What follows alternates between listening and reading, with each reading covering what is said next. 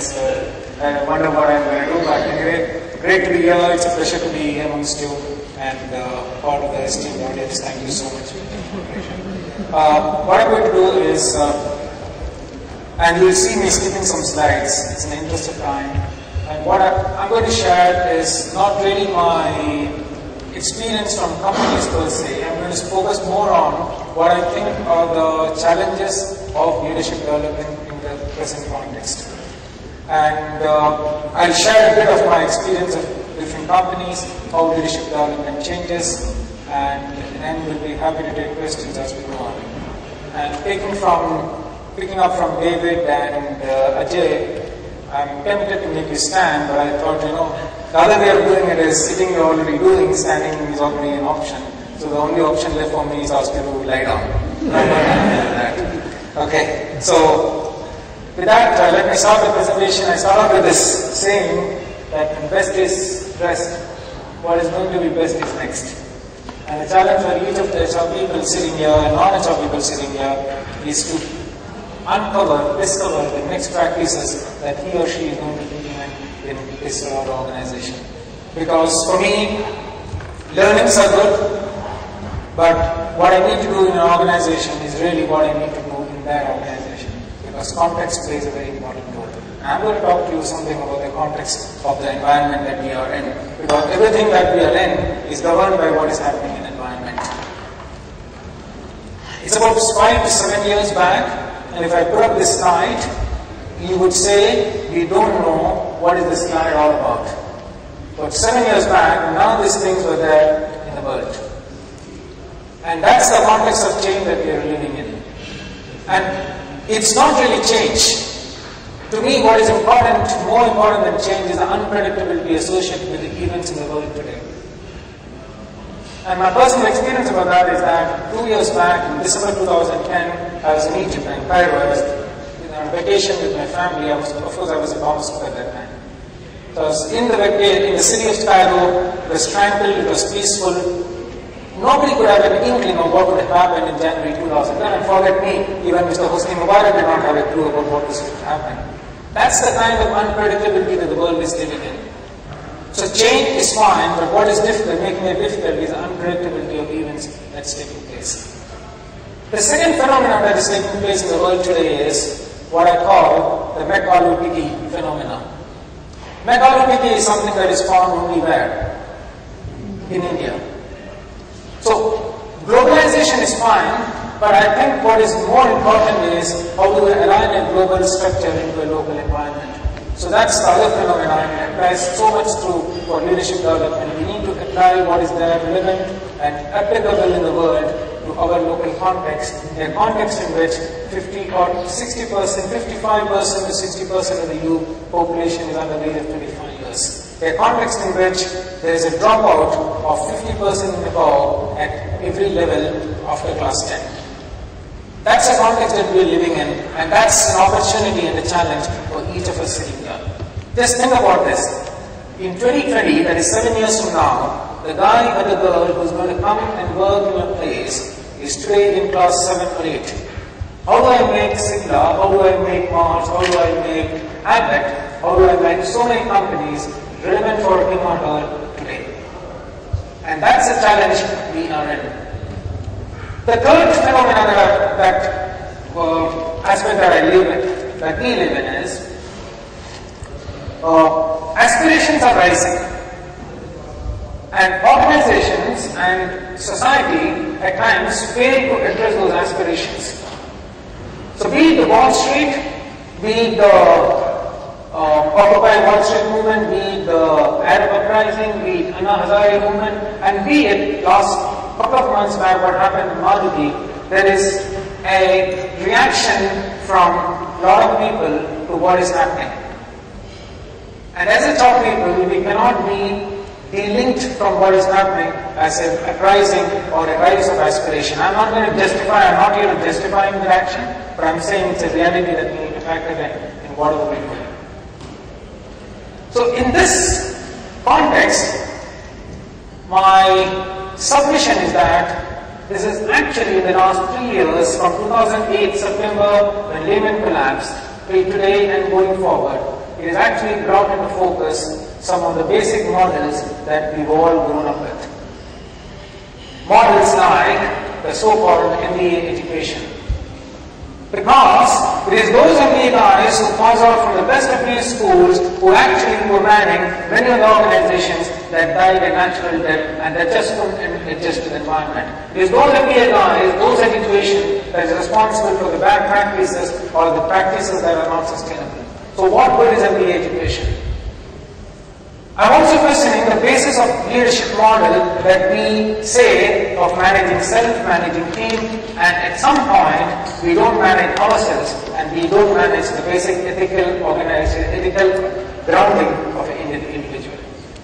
I'm so happy to learn about GE organizations like Abbott focusing on values, but many organizations have not moved ahead of that and they're paying the price today. So that's the context in which I'm putting myself in, and we talk about, as organization objectives, I think there are 5 things that we'll probably not, I'm not going to talk about all 5 today, interest of time. I'm just saying the first and foremost organization objective is connect, second is leadership, the third is talent, fourth is productivity, and 5 is sustainability.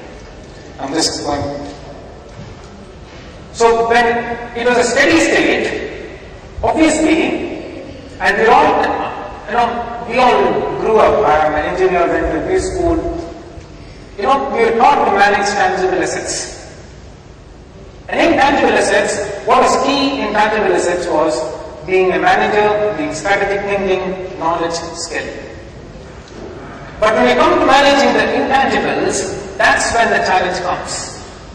And intangibles are what? Intangibles are brand, intangibles are much more important than brand. The person, all of us, the employees.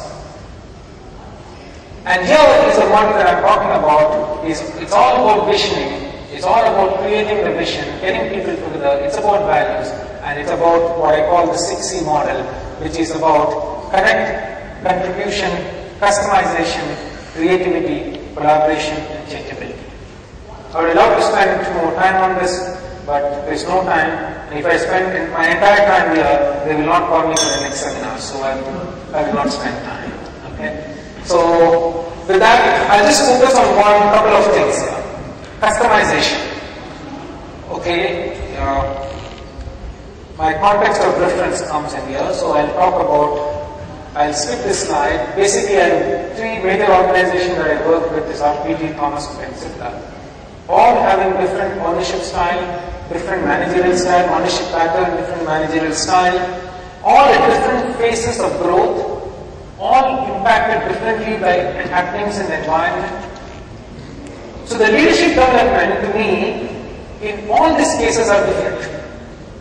In RPG group, it was more about creating a cadre of people across different companies who could be termed as group resources.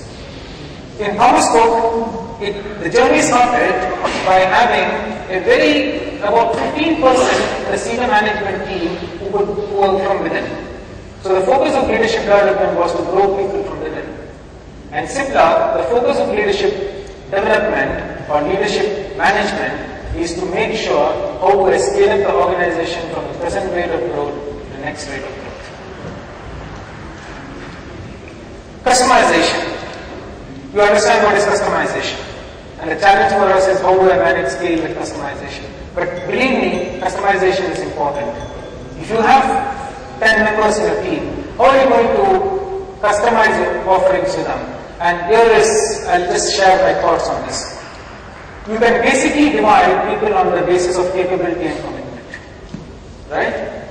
High capability, high commitment, high capability, low commitment, high capability to include high commitment, and low capability, low commitment. So how do I manage this? That's for me leadership development. And there is a person who some years back I would have definitely put on high capability, high commitment. Now it's a debatable thing whether capability becomes likely. But let's put him as high capability, high commitment in the interest of time. The second person is, where do I put him? Capability, not an issue. But early commitment is a question mark. The third is Virat. Virat would be capability probably to be improved, but commitment is there. And the fourth is Srisanth from Kerala, not a pleasant experience telling that I'm from the same state. So it's low capability, low commitment. And what I'm saying is that there is a model called E model which we practice. It says that if a person is high capable and high commitment, you just need to empower that person.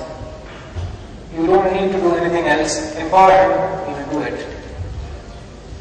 If the person's capability is high, commitment needs to be improved, engage him.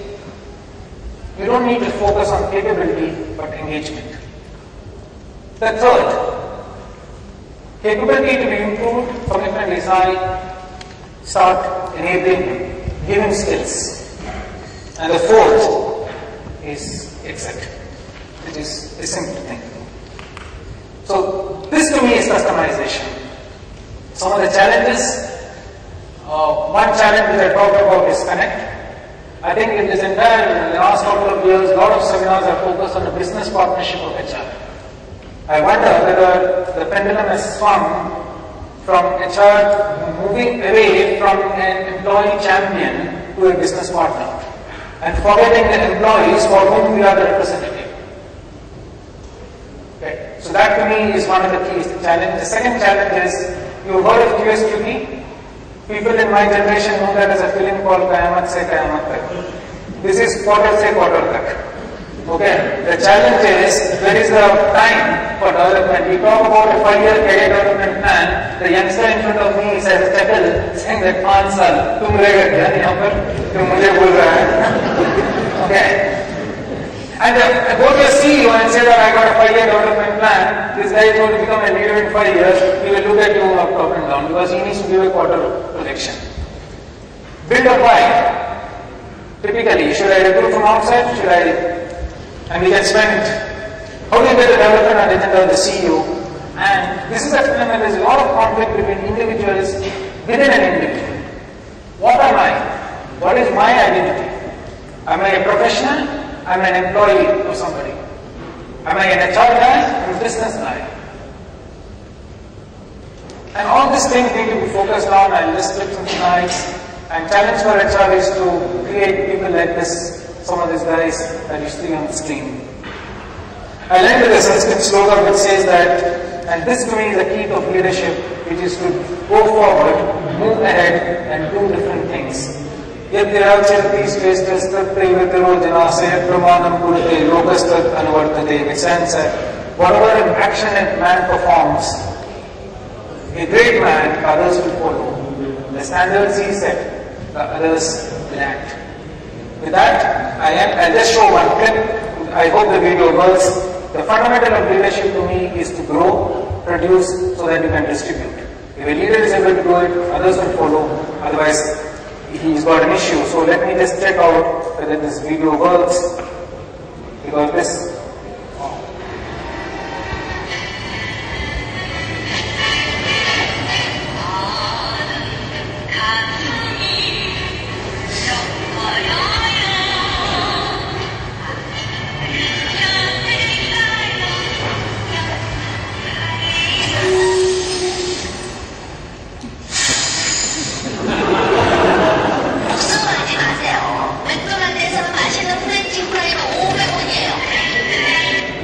So the fundamental of leadership is to produce more and distribute.